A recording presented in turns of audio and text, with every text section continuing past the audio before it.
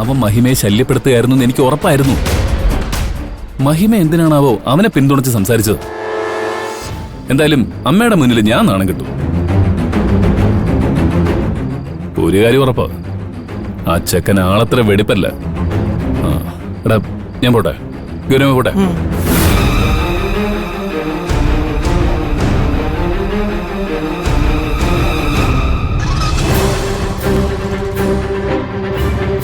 മോനെ, അബി നമ്മുടെ എല്ലാവരും വീട്ടിൽ കയറി പ്രശ്നം ഉണ്ടാക്കാൻ മാത്രം ധൈര്യം കാണിച്ചു തുടങ്ങി. അതിന് നീ എന്ത് ചെയ്യാനാ? അവനെതിരെ കേസ് കൊടുക്കോ? എനിക്ക് കേസ് കൊടുക്കാൻ മാത്രമല്ല, നല്ല ഇടി കൊടുക്കാനും അറിയാം. അത് നാളെ അവൻ മനസ്സിലാക്കിക്കോളും. ഇതൊക്കെ കണ്ടാ മതി. ആ കാണാം.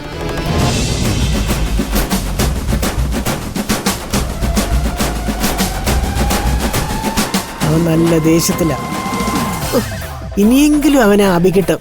നല്ല രണ്ട് അടി കൊടുക്കണേ എന്റെ ഭഗവാനെ. കാത്തിരുന്ന് ഞാൻ മടുത്തു.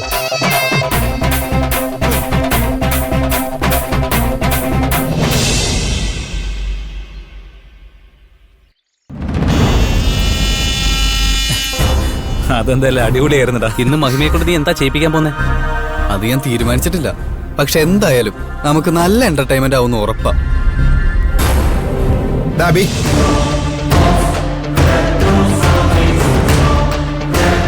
എന്താ മുകുന്ദ, നല്ല ചൂടിലാണല്ലോ.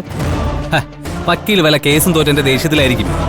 രാവിലെ തന്നെ കക്ഷികളുടെ വായിലിരിക്കുന്നത് കേട്ടാ പിന്നെ ദേഷ്യം വരാതിരിക്കൂ.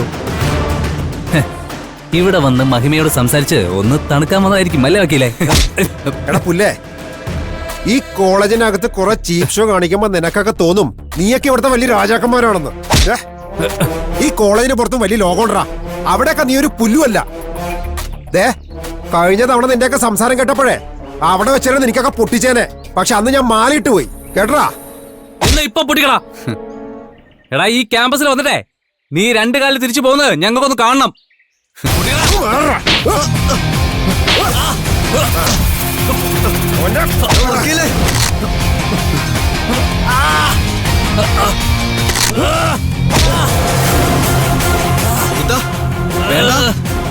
വേണ്ട.